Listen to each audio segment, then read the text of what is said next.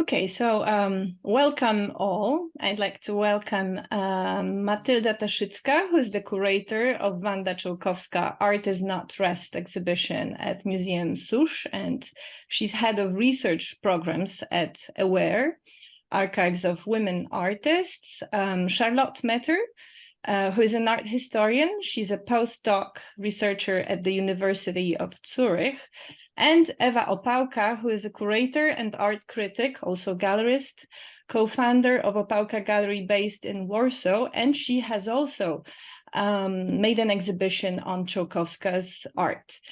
And myself, I'm a theoretician of art and philosopher, and I'm here today because I have written a book, Afterface, which basically talks about the turn in iconography of the face. So it is quite connected to the topic that we want to tackle today. So I think we could actually start with the question that is most connected to the title of the panel.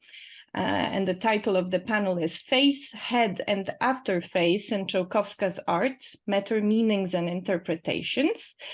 So we'll try to find those meanings and to have a look at multiple possible interpretations.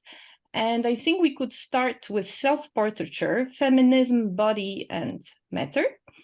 So the first question that I would like to direct to all of you is, what is the status of self-portraiture in Czełkowska's art? Would you say that we can actually talk about self-portraiture in connection to her sculptures, in connection to her photographs? Are her photographs and heads, sculpted heads, two different ways of actually constructing or deconstructing self-portraiture and or sculpture? So is it actually possible to talk about self-portraiture in connection to her art? Maybe we could start with Matylda. Well, I think probably Czełkowska herself would say that her busts and her heads were rather abstract forms than traditional portraits and self-portraits. But when we look at her work, especially her early work, we see that she was often confronted with the question of self-representation. So later, maybe we can discuss to what extent this self-representation is self-portraiture. Is it exactly the same thing? But as early as 1959, she produced her first sculpted self-portrait. And recent research in her archives showed that actually there are dozens of photographs representing Czełkowska in her studio. And this practice of photographic image seems very closely related to her sculptural practice, especially at the beginning of the 1970s or the very, very end of the 1960s. And in 1967, she produced another self-portrait, Blue Head, which looks maybe less realistic, is more abstractified than the previous one, but still recognizable. And Czełkowska actually at the end of her life in 2017, she posed with this sculpture in front of Tadeusz Rolke camera. So she identified herself in a way and played with this resemblance on the photographic image. And then around 1970-71, she produced this series of photographic self-portraits that Ewa Opałka analyzed so well in her texts in the Królikarnia catalog. So probably Ewa will be really will be the best person to take off the discussion at this point. Okay, so to you, Ewa.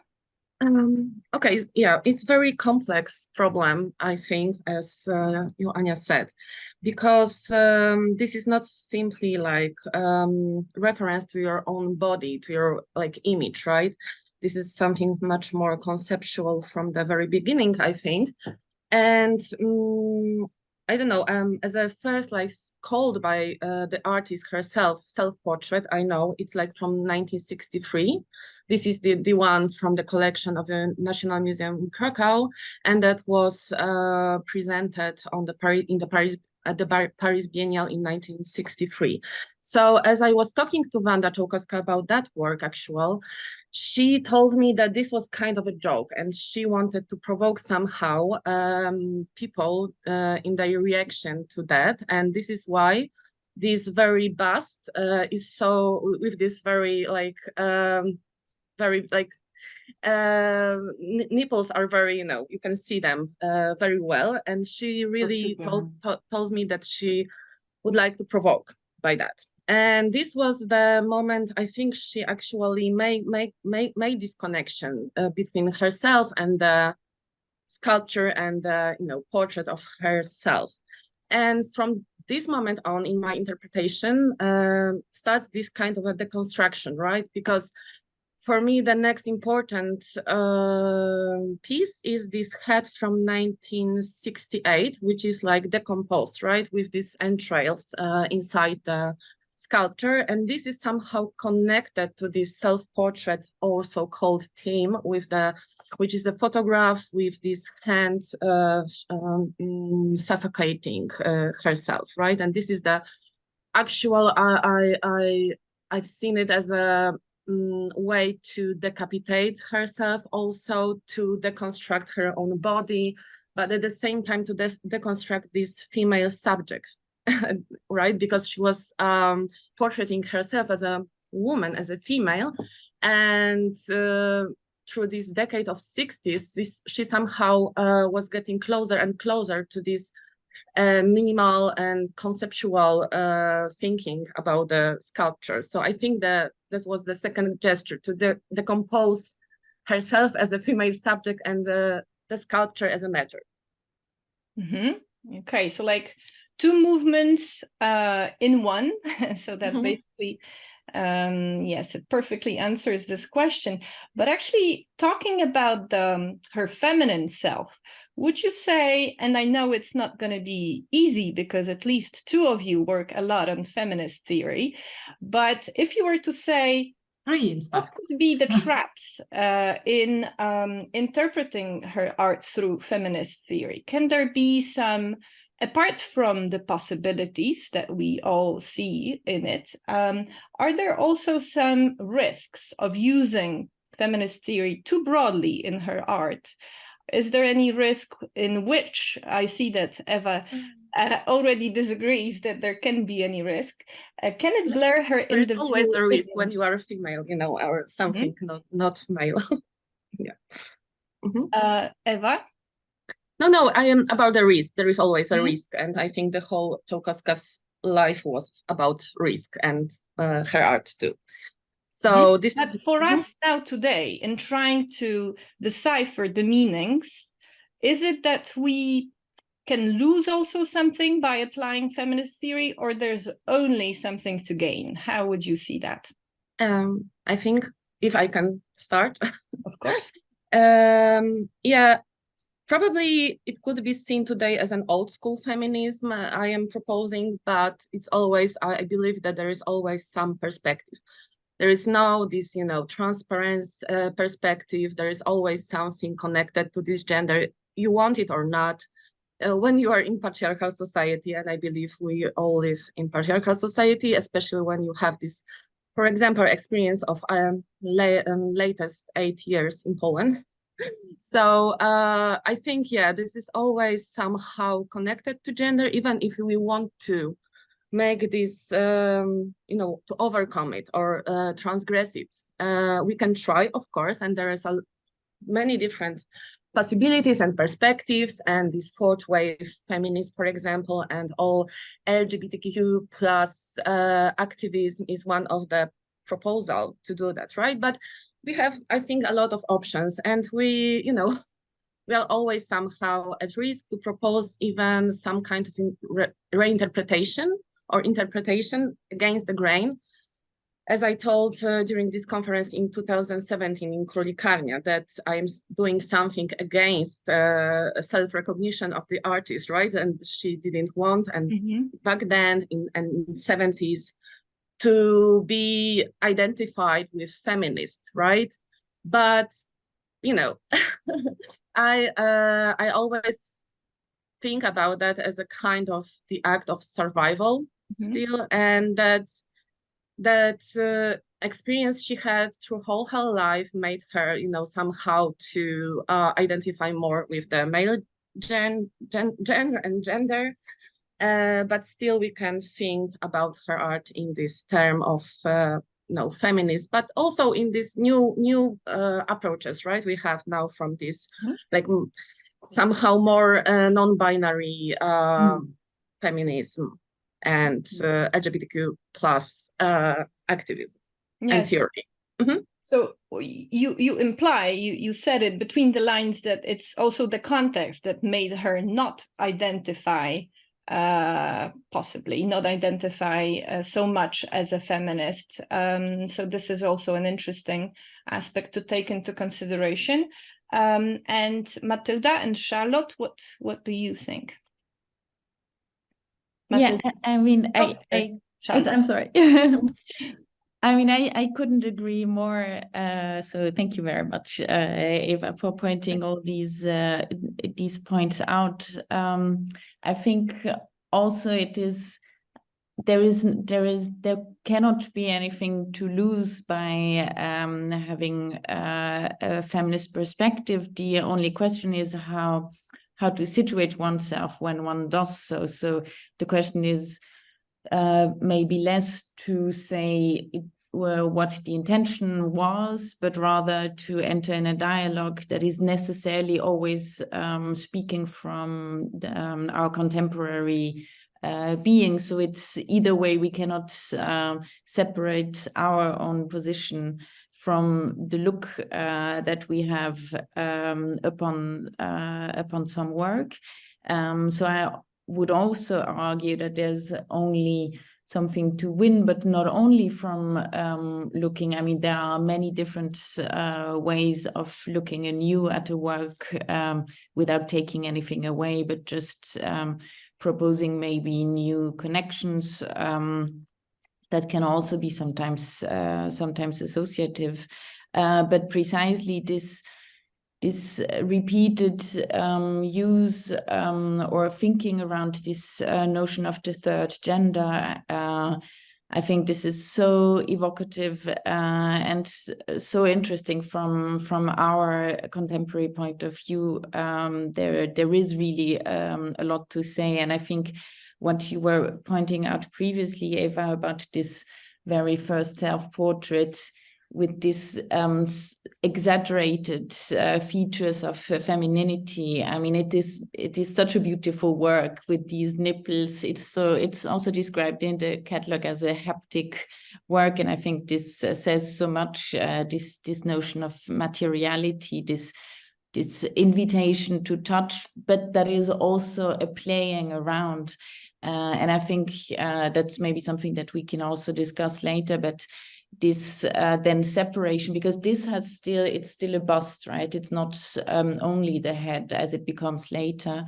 And I think here there is an important shift between precisely this haptic, embodied and bodily approach to sculpture and materials, and then this idea of separating this also from this very patriarchal notion of the feminine body as something that is more haptic, more sensual, sensuous. So I guess there is also something to think here about. Thank you so much, Charlotte. Matilda? Well, I think we all agree at this point, because we are all coming from different sides of feminist art history and art theory. So in a way, we are obliged to believe in what we are doing. But, feminist art theory was still, for me, one of the main revolutions of the 20th century art, in the 20th century art history, that really changed the way we look at the works, also of the artists who didn't identify with it. And Czełkowska is no exception in her generation. You know, many artists born in the 1920s and 30s, women artists, didn't want to identify themselves with this feminine idiom because they probably integrated so much the patriarchal rules of the art world in which they had to function and exist. And also because I think someone like Czełkowska didn't want to see herself as a victim and recognizing in herself the status of a woman artist. I think she integrated so much the rules of the Polish and art world of that time that she wanted to be, you know, to be part of it, and to be part of it was to, in a way, to be genderless for her. But she didn't probably realize so much that genderless doesn't exist. But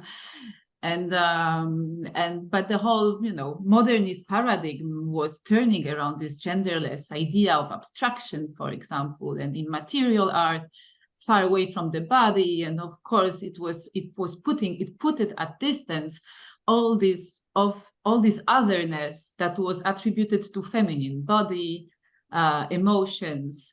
So Czełkowska, I think, didn't want to recognize in her work all this bodily part.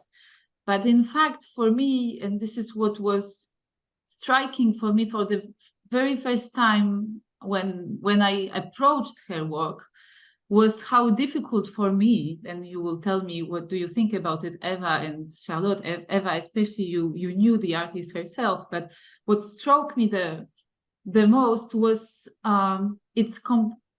it was the complexity actually of her work, and the fact that it was filled with what I would call now productive contradictions. Mm-hmm. So this work, like she used to say, I'm doing abstract work, but actually it's filled with body. If it's not her own body, it's the viewer's body, but the body is always somewhere in her work. She used to say, I'm not doing portraits, but actually self-representation is everywhere there. Mm-hmm. And she used to say, I'm not a woman artist, but it's filled with sex in the, you know, like this portrait from 59 that was exhibited in 63. It's like the sexual representation of the body is so obvious there. So yes, I think one of the how to say threads that we can interpretational threads that we can find in this work is this, you know, these productive contradictions that actually are always like at stake in her work. Mm-hmm. So following up on what you said, Matilda. And it also includes the question of feminism and her relation to this female identity. Mm-hmm. So we are with the body now. And following up on the question that was embedded in what Matilda said, I would add the one concerning qualities of the body and of the matter. What could you add to this, Eva? Okay, yeah. As I said in my lecture, this is very much about that. And there is this contradiction and something paradoxical in her almost every work. Like from the beginning, when we see somehow these sculptures are more coherent, still like this relation between figuration and abstraction is somewhere there already, but it's like, you know, still very, in a way, classic and realistic. And then more and more through the 60s, one can see this tension, right? And for me, this tension is the tension between this binarity we have in society, and which is like this relation between reason and body, right? And this how it's how we can see this as positively or negatively valorized to each other, right? Because the reason is male and the body is female, etc., etc. Conceptual is male, like the matter is female. And I think like this is very fascinating in works, this oeuvre by Wanda Czełkowska, because we can see it through almost whole 20th century, right? Till the very beginning of 21st century. And we can see how it was like transforming somehow. And somehow I always, like always seen it as a kind of struggle she has as an artist, but also as a like living subject, like with her own experience, life experience, like, which was very, very tough, because we have to remember she was 9 when the Second World War started, and then she had this experience of migration, and then, you know, another migration to Krakow, and then, you know, all these like elements. And she was also, I told it during my lecture, that she also contracted tuberculosis when she was on her second years on the Academy of Fine Art. And then it was almost like she was so close to death. And this was all about her approach toward the matter of her own body too, I think. And somehow I can see she also was trying to work with this in her art. Okay, thank you. And I have a question to Charlotte, because I was thinking that we probably will go pretty deep into the question of the body, the feminine self, and so on. But before we dive deep, I'd like us to take a few steps back, look with the distance. And if you could tell me, Charlotte, what was like your first impressions when thinking about her works? What was it that you feel, think, and see when you look at her works? Like the very first impressions, very material kind of exchange with the works. Yeah, well, it's kind of interesting, because that's how actually we started talking about her work with Matilda, because I have been very interested in the notion of materiality from a feminist perspective in the 1960s and 70s, and I have been thinking above all about plastics. And Matilda was telling me about her work, and we were thinking, but somehow there is something very similar to a certain use of plastics and synthetic substances at the time, but there is no work actually employing it. But there is this very nice quote in this interview with Richard De Marco, where she says that the material actually, it doesn't actually matter what the material is, and that she chose in this case for the large heads, that she chose gypsum simply because it was a material that was available, and she would have actually preferred to use clear plastic. So I think it's really interesting the way she's using material also in a very pragmatic way, simply what makes sense and what is available, what is also easy to work with, and always rethinking how some materials, how she could also imply another materiality through different materials. But then again, and maybe we're back with these productive contradictions, because I don't really believe that the material doesn't matter. It's just something I don't see it, because I really think her works are so, as I was saying before, so haptic, so sensuous. It's really also something, now that I finally got to see the works in the exhibition in Sushi, I mean, it's also something when you encounter them that you are literally also even more struck by that, by this materiality. So I would be really also interested in turning over the question to Matilda and Eva to know what they think. But I do think that the material is really important. Yeah, that's very interesting what you said, because I remember her saying you can't do something big with a small work, and I found it striking. And then if you think about it, well, that basically means that those things like the size, what you use, how can you say it doesn't, and then in the other sentence you say it does. So yes, probably we're back with the productive contradictions, as Matilda put it. So Eve and Matilda, the same kind of question. Okay. Okay. Matilda? Go ahead. Me? No, Okay. okay. Oh no, that doesn't matter. We will both have time to express ourselves. Yeah, that it was striking for me also from the very beginning, this ambition of the scale. I think actually it was fascinating for me also from the perspective of what I'm doing at Aware in Paris in my everyday professional life, because we study the works of many women artists all around the world, and very often, especially in the 20th century, women's work is attributed to the small scale and rather private practice, which is also, of course, linked to the conditions in which women artists produce their works. Often they didn't have the access to big studios. Sometimes when they were in the couples with a male artist, they had to actually give room to their partner and use what remained as the space. And so I was fascinated while reading this interview with Richard DiMarco when she said scale is important to me. Like, I don't believe we can do important works in small scale. Things have to be big.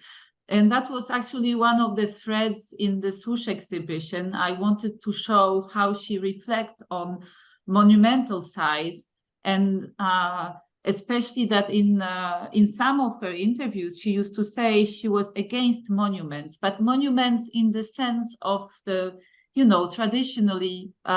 traditional statues, political statues, but she was not against the monumental scale. On the contrary, she was, I think, fascinated by it, because she really thought that sculpture was was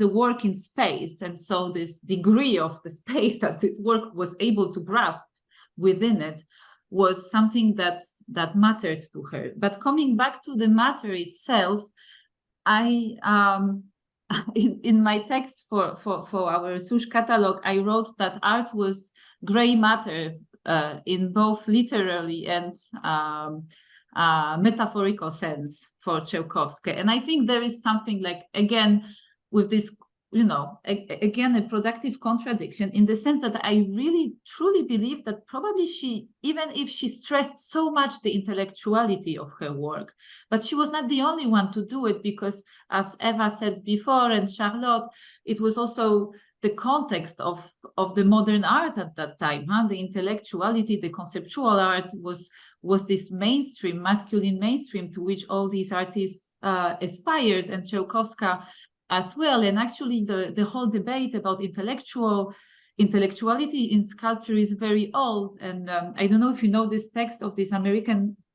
feminist art historian, Claudine Mitchell. I think she's American. Anyway, she wrote about Camille Claudel, and so sculptures from the end of women's sculptures from the end of 19th century and beginning of the 20th century. She also wrote on Jeanne Pouplet, who were representing female acts. And she really reflected on this binarity between body and intellectuality in their work in the context of the beginning of the 20th century. And I think this conflict is still present in Czełkowska's work. But when we look at it, at the object itself, we actually have the impression that she really enjoyed playing with matter, right? Like it was this haptic experience of working the plaster is, for me, very, like, the pleasure of it. It's quite visible in her work, and actually even the most conceptual of her works. For example, this photography that we spoke already about, theme, where she represents herself suffocating or keeping her neck with this head covered. Why this head is covered? Obviously, it gives it the shape of her sculpture, but also when we think about what is the classical, like the very basic practice of sculpture, is that you cover the clay form with the humid cloth to keep it soft overnight, and so you can rework it the next day. So it's actually, for me, also the reference, more or less conscious reference. I don't know to what extent it was conscious in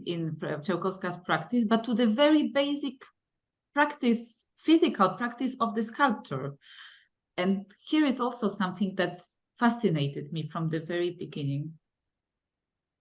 There is a lot of motifs here, but what I would like to say is about this another contradiction between this scale and proportion, as she always was telling me, like the scale and proportion, and the light materials, right? And was she also referring to during our conversation was that the material she would like to really use is not even invented now. So she was very futuristic with her thinking. Like she also had these reflections that people should live for at least 300 years because, you know, this is the time when one can be actually mature and do, you know, proper stuff, etc. So it was very intriguing and nice, but at the same time, when she was, because I had also some experience with production of her works, and it always was a kind of always something challenging, because she had this idea which was like, you know, futuristic, maybe even utopian towards these materials. At the same time, doing producing these things in, you know, real life, real matter, was always something terrible.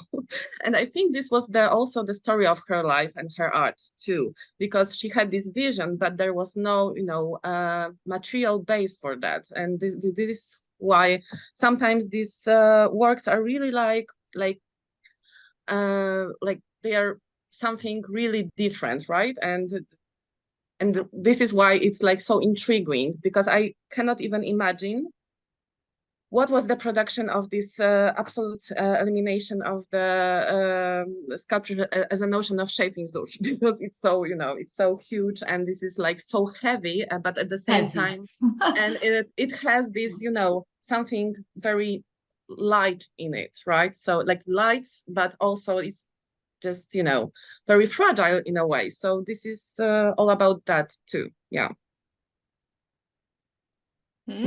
Okay, thank you.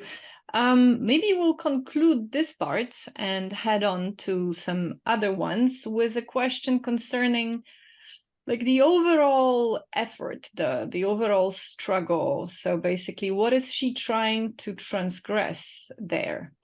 I'm not saying she is, but maybe she is. So is it visibility, human condition, or woman condition, as we already were mentioning, conventions of sculpture, or possibly all of the above? So maybe Charlotte, could you start to unwrap the problem? Unwrap the wrapped head. Exactly. Unwrap the wrapped head. Yeah, I mean, it is a dense and tough question. And I don't think there's the answer to this question, to be honest. First, But we'll be happy with answers in plural. But I do see among many topics that I see, I do really see this joy of engaging with the medium of sculpture.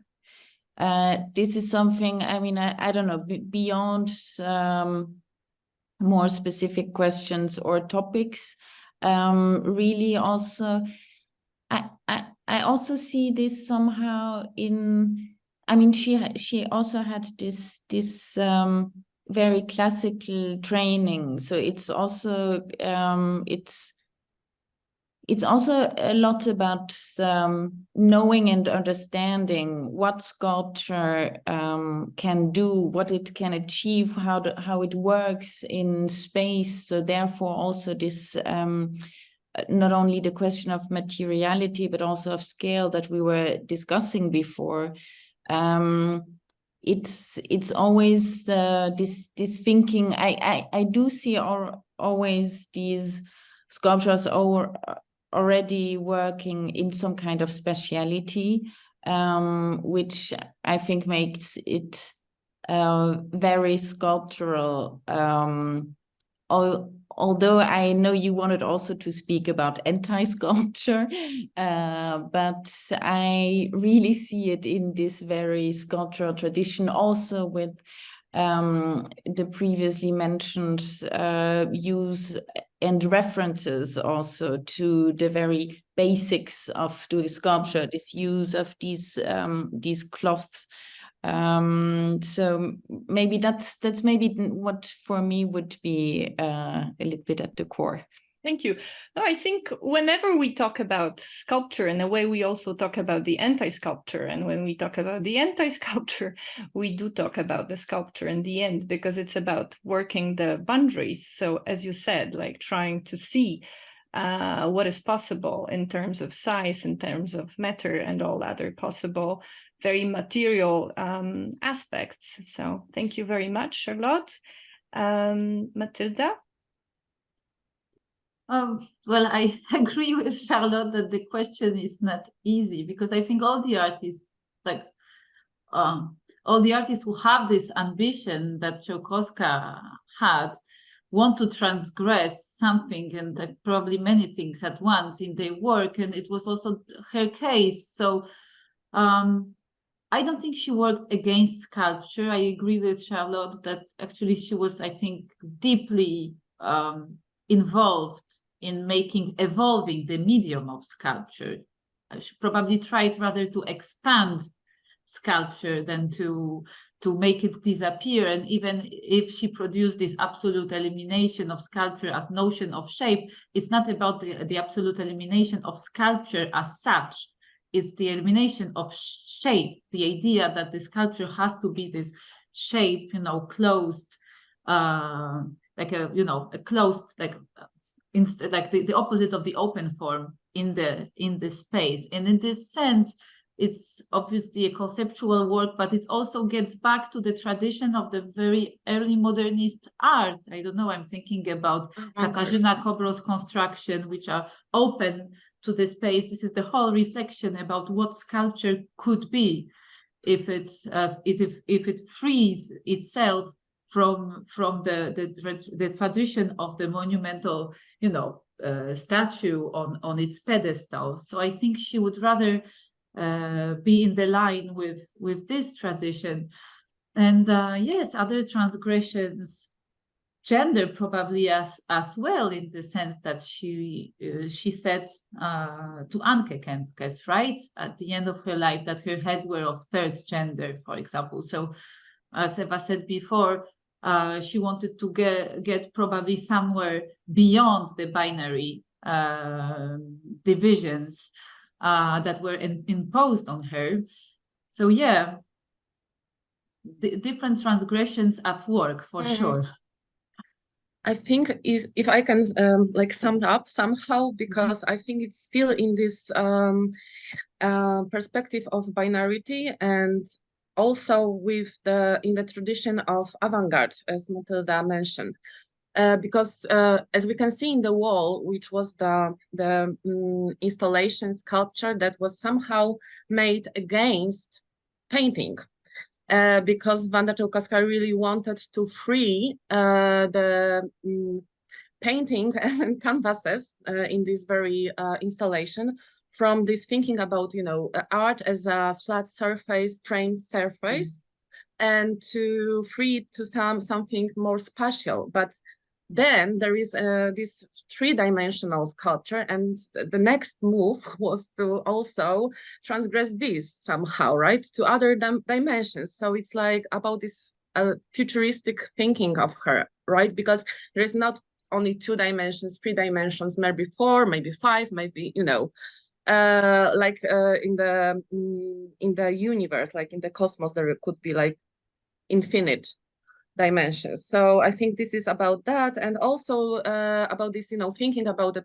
like why she was against these paintings and sculpture as a shape. I think there was also this avant-garde tradition of anti-bourgeois thinking in her, and she was really like that, and she was really like radical as like post before the war avant-gardists were, right? So I think she was really in this tradition, and this very good recognition. So yeah, so this is about overcoming something in art, but also in her life, and of this object-subject relation also, because I think it's very important. Like again, this is this binary relation, like object and subject, which is subjected to object, right? And this is another thing. Yeah. Thank you, Eva, for this wonderful conclusion. So if you are ready, I'd like to invite you to play a bit with the notion, with the concept that I suggested, that I constructed, the one of the after phase. So before we go on to this face, head, and after phase, second section of our discussion, maybe I'll just briefly introduce you and our listeners to the idea, which will give you some time to play with it, and I hope we can later see how this idea of after phase could be useful to interpret Czełkowska's art.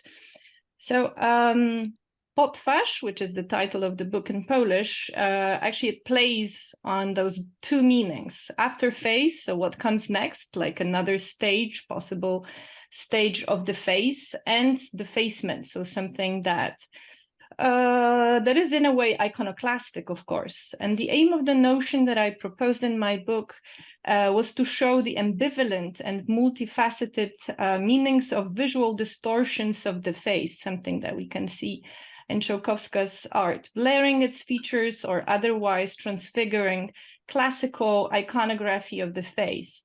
So these phenomena are often narrowed down by, on the one hand, artists, or on the other, the critics, while I argue that after face emerges from modern and contemporary iconoclastic images of face, and it confronts problems of visuality, and that it's also a question of the war, a symbolic war waged in the realm of art and philosophy between face and body, how they too, in a way, represent identity. So that could also be interesting in connection to her art, because face and busts or heads are pretty omnipresent. So that could also be a question: is she using more body or the face for the self-identification processes?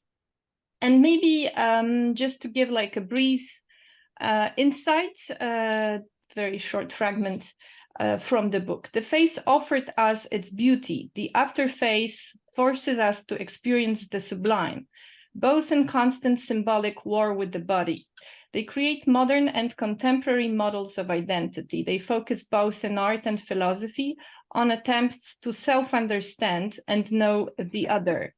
So among the deep-seated reasons of visual facial distortions, because that's where I would get at now, I enumerate the first one: the cultural domination of the body, so the war I mentioned, the break with mimesis, so like the natural kind of representation. Third, the crisis of the power of the gaze, that is often, of course, ascribed to male gaze, and what follows: stereotypes, sexism, discrimination, also on the basis of morphology or color of the face. So basically, it's not really about lack of respect towards faces or humans and humanism, but rather it's a way not to boil down all those to the visual representation of a person. The fourth reason that I would like you to consider is the critique of the power of images in the 20th century, especially in French thought. So from what I know about Czełkowska, she was an avid reader of philosophical works, especially French thought. The fifth challenge to the classical representation of faces is changes within technology and media, which also offered challenges to the classical genres in art. The sixth is the questioning of notions underlying European humanism. So those that are connected, like that identify face with identity, unity, or soul, the classical ideas connected to identity. So that would be like ideas with which it's possible to play using this notion of afterface, which basically is another stage of face, also because it's supposed to transgress this approach of stereotypicization and a certain idea of the other as an image. So maybe there are some threads which you could find productive in interpreting Czełkowska's approach to the distortion of the face, because we haven't been talking about it, but I think those holes are actually quite intriguing. So if we want to look at it in the most simple way, I'd say, why the holes?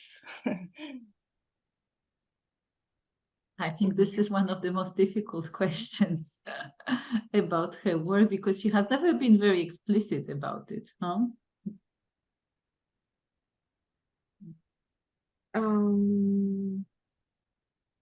Why the holes is the question. I thought I put it in the most. No, because I think I know some the answer from my perspective, and it is why she made it somehow.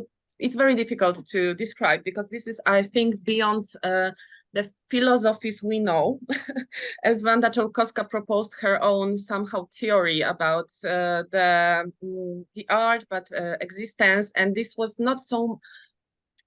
It was not as anything I've read in my life. So this is always something from the outside when we think about her sculptures. But these holes in the sculpture heads, I think it was because of this thinking about dimensions, as I mentioned before, like this thinking about something like the dimensions we can see only through the future knowledge, and the future, I don't know, physics and future, astronomical thinking. This is nothing that is placed in what we know now. So I think this was this kind of thinking, and not about, because you can see there somehow the reminiscence of war, for example, as war as a Second World War, like to shoot someone's head, etc.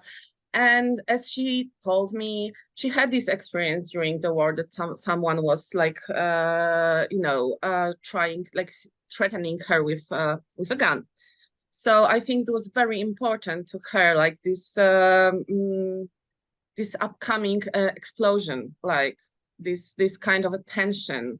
And she also told me once the history when she experienced like bombing in the city, and it was so plastic what she made. Like I really can like not even see but feel somehow what she had experienced. So I think this is like briefly about these holes. Of course, we can see it as the construction of the head. We can see it as some traces after some kind of intrusive gestures, right? Because it's always also always about this kind of fear of I think of suffer and pain too. Is always in there, and you can feel it somehow.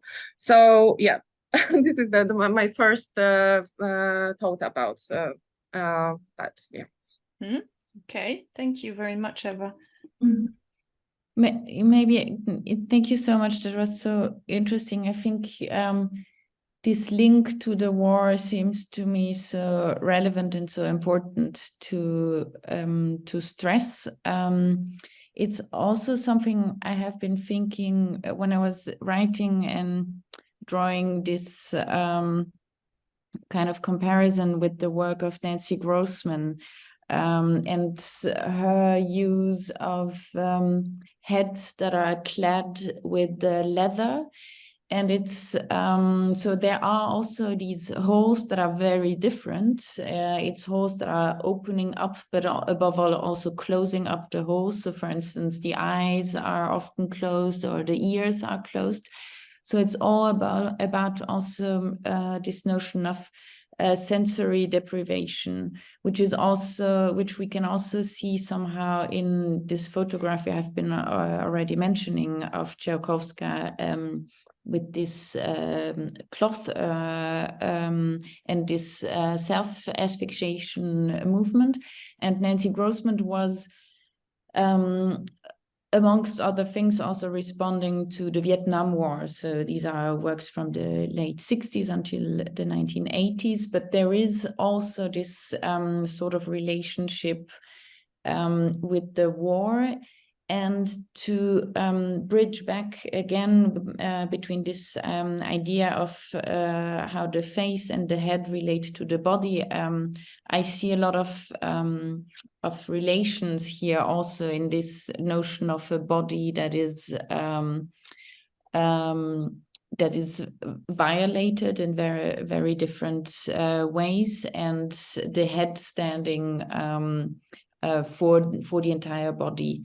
And then something that I also keep wondering is the notion of sickness and the tuberculosis, because there are these drawings where Czełkowska is engaging, as far as I understand, with lungs and tuberculosis, and with her heart. In the heart, yeah, exactly.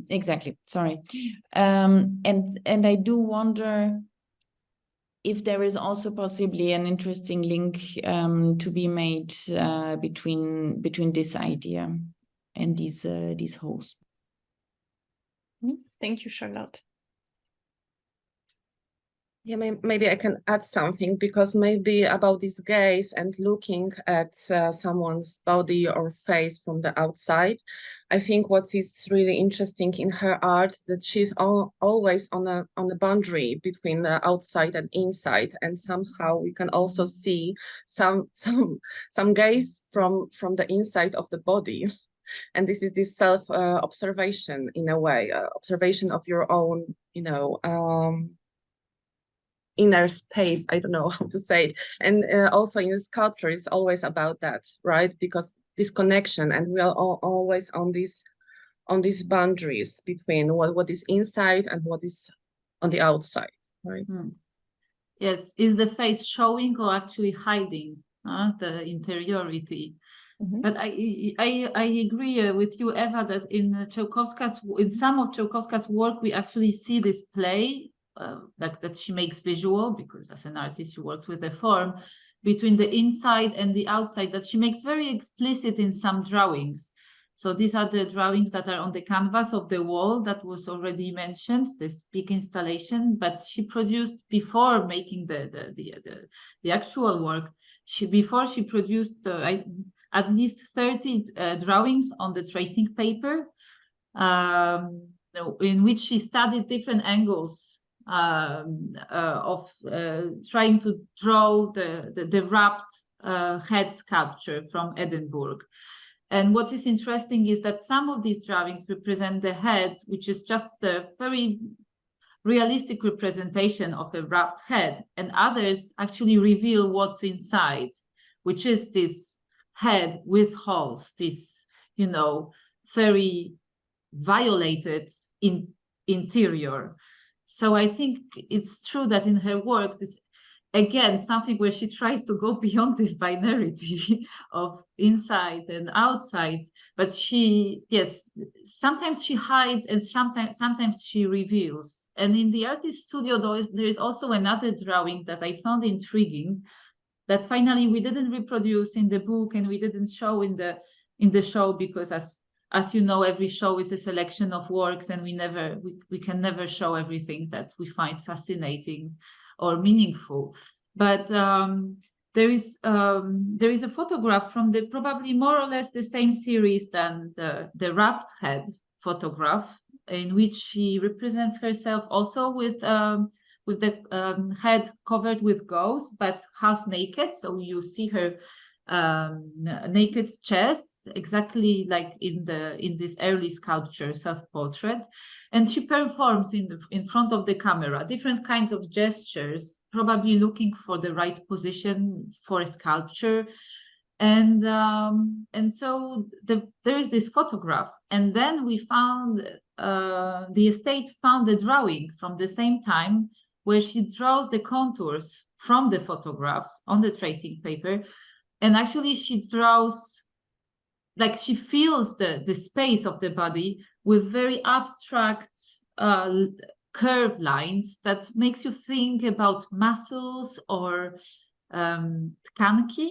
I don't know how you say it. Yes, tissues. And so again, revealing the inside of the body, hidden from the normally hidden from the viewer. So there is this play on these two notions that I also observed in her work. And also maybe to add also to Charlotte's thinking about the post-war context, is true that actually there are now not so many, or maybe even not, there is not any text today existing that clearly, like very clearly addresses this topic, because I think it's a very, sensitive topic to talk about Czełkowska's experience, especially that she was so wary of biography, and she didn't want actually to use, I think, her biography in the interpretation of her work. So I think it's the time probably is needed to find the right language to talk about it. But for sure, when I approached her work for the first time, I immediately had this visual connection with some other post-war European sculptors, for example, Germaine Richer in France, or her kind of masculine binôme Giacometti, and obviously I thought about this existentialist context that could also be the philosophical context for Czełkowska, of rebuilding the human identity, human being in after the catastrophe, which was the Second World War. Yes, but at that time I didn't feel ready to address this topic, for example. I think it was I judged it too difficult for me. I was not, I didn't have enough philosophical tools myself to do it right. So I would actually be also interested, Anya, about maybe the way you yourself, see that, to what extent Czełkowska can bring, new images to your afterface concept. Mm-hmm. Yeah, actually, I was very interested in what you said, linking it, for example, Eva, and linking it directly to the war, and Charlotte as well, actually. So I think indeed this is something that that played an important role as far as the form of the face, the head is concerned in the 20th century. This is not something that we think about so much, maybe because it is so obvious, and usually in such realms as philosophy, not anymore in the 20th century, but there is sometimes a tendency to seek further, instead of sometimes just looking head on at something that seems as banal as the fact that certain changes to the iconography of the face might have resulted in certain very literal experiences, and the changes in the way it looked to many people just because of after the war. I mean, the soldiers and so on. There was an amazing exhibition in Muzeum Sztuki in Łódź, MS Łódź, at some point about the war, showing actually a lot of photographs that I haven't ever seen before in films. So I think that this path is also very important, but it is not in contrast with what I said before. I mean, the way that we still use certain stereotypes, and morphology of the face or morphology of the head was actually up until the 20th century a way to evaluate. And I think that this also has a big importance in Czełkowska's art because she's a woman. So the self-representation problem is even more important. So I don't know if that answers your question, Matilda. I think Eva wanted to add something. Yeah, I think about this philosophical perspective one can use in the interpretation of her works. I was talking to her also, like during working on my book, which is unpublished still, but I wanted her to really herself to address some philosophical traditions she's close to. She was, and she didn't want to, and I felt that for me, it was of course the closest to the existentialism. I'm sure she was like reading all of that stuff just after the war. But then I think that very useful was to think about it in the phenomenological terms. And I think it's also because some of the contemporary feminist proposals of philosophy are mostly based on phenomenology, and I think this is the most useful in terms of this for example intersubjectivity, that this is the film researcher also, but with a great philosophical approach, Lilian Sobczak, who wrote that book Carnal Thoughts. When this carnal thoughts is really like referring very well also to Czełkowska's works. So I think that, yeah, from my perspective, this is what I found the most useful. But for herself, she never told me anything. Like she never mentioned any name. Of the philosopher. Yeah, actually it was interesting because preparing some questions for you and ideas of how we can what can be the concept behind our discussion, I had this question to all of you, whether you would call her an artist, philosopher, and so on. I don't feel like asking you that question anymore, because it seems the division again seems blurred, right? Just as many other divisions and dichotomies that we've mentioned so far. So basically, I don't think these were two different things for her. She was actually, she could be philosophizing as she creates, and she could be creating as she thinks. So I don't think the division is actually valid. As for the schools, if that was more of a question, because I was actually attracted to this other way of looking at Afterface, of course. But as for the philosophical schools, I don't think she was like a school type, right? Probably she was interested in certain notions, how they play with each other, how they interact, what's the dynamics.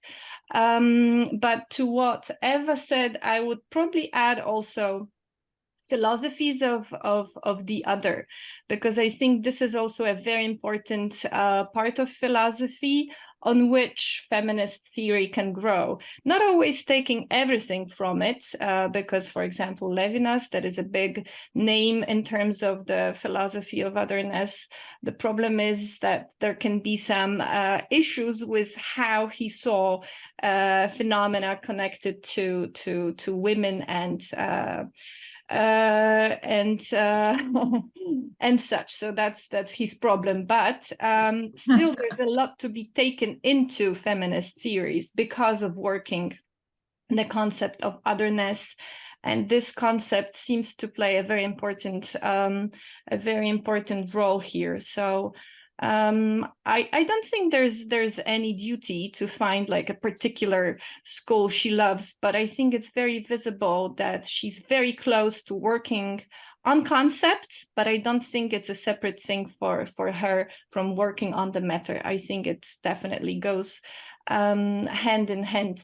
So instead of this question that I already thought is invalid, maybe you could tell me what are her favorite problems, because I think for philosophers and artists, there are certain problems which are their favorite. So what would be the favorite problems of Czełkowska? I think sculpture was her favorite problem in a way. But through sculpture, she addressed many other topics. The topic of, as actually it's a little bit like summing up what we said, but there is the question of self-representation of the body, of the mind in motion, because I also think that these heads often hide something like a mechanism, as if she wanted to get deep into the reality of what actually the creativity and artistic production is. She used to say that art was made in human mind, and I think she deeply believed in it, that it was above all an intellectual activity, but she enjoyed at the same time playing with the matter, as we said. But there is this a little bit later work of her that is shown in Służ. It was also shown in Ewa's exhibition in Królikarnia, a kinetic sequence, head kinetic sequence, where we see this head, always this leitmotif of her work, but this time very much abstractified and geometric, and that makes think a little bit about constructivist paintings from the first half of the 20th century. And when we look at it and the way all the canvases are composed and situated next to each other, we actually realize better why she used the term kinetic, because there is this effect of movement, which is also something that she addressed in her sculptures, also very early sculptures. And so it interacts with the viewer's movement as well, because the viewer has to walk next to this sculpture, painting sculpture, to understand and see actually how it evolves in space and time. And these abstract geometric forms immediately made me think about cogs. These heads look like machines for me. And I really thought, this work is from 1981, that in a way, it anticipates post-humanistic thinking, about this link between the human and the machine, because it shows the human mind and brain as a machine in motion. So, yes, go ahead. I think because also in my this lecture, I referred to Donna Haraway Cyborg Manifesto, and I think that some of this thinking is also in Charlotte's article in the catalog, right, about this alien perspective. But I also referred to that somehow in this lecture. So, and as we know in this Cyborg Manifesto, we can see that this juxtaposition of the condition of machine, animal, and female. So this is very intriguing here to see the works by Czełkowska in this perspective. But answering on this question, what was the most important problem, of Czełkowska's works? I think this was all about this space as a relation still, and the space, I think, was the most important for her, and to change the viewers like this what is the word, like przyzwyczajenia, habits in seeing art, but also in seeing reality, like everything, like to relate to reality. And she always tried to provoke somehow, not in the mean way, but to engage, right? To engage the viewer somehow. It's not, the viewer is not the best word. It's not about, the gaze and the visuality only, but also about this relation and and affect, which is really Public. important. Public is, I think, is the best. So this was, as I remember also, she really was happy when, but also that there was this contradiction still, because during the process of making a show, she was very challenging and she had so many problems. But actually after the opening, she was so happy when a lot of people were coming, visiting the show, and she was really happy about these people she could interact with, etc. So I think these interactions was really, really, really important to her and to be understood. But at the same time, she made it as difficult as possible. Mm-hmm. Without understood, but without compromise. Yeah, exactly. Charlotte? Yeah, I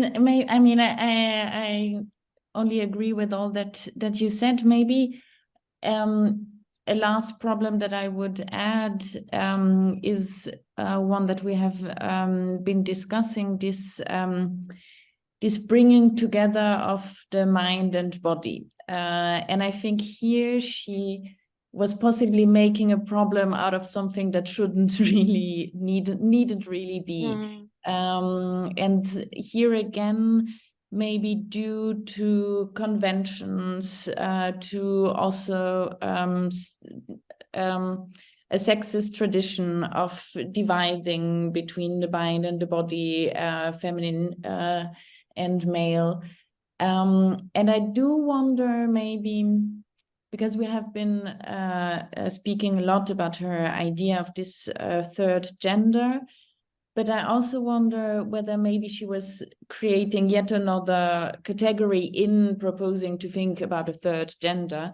And I would be interested, if she were still alive, to bring her together with queer theorists and also think maybe more in terms of fluidity, like entirely overcoming this binary thinking and all these categories, and really radically expanding all these ideas in terms of a fluid spectrum.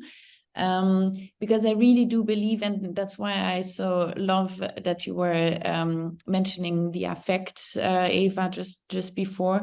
I think this is a key component in encountering her works, and I don't see personally any division or any necessary division between mind and body or theory and practice, all these divisions. So I think there would have been actually a lot of interest and sense to bring actually the two together, which I think she is actually also doing in these heads that are also very bodily. So yeah, that. Right. Okay, thank you, Charlotte, for this actually beautiful conclusion to the discussion. Thank you, Matilda, Charlotte, and Eva for the enriching insights. And I think that's where we stop for today. Okay, thank you so much. Thank you. Thank you. Yeah.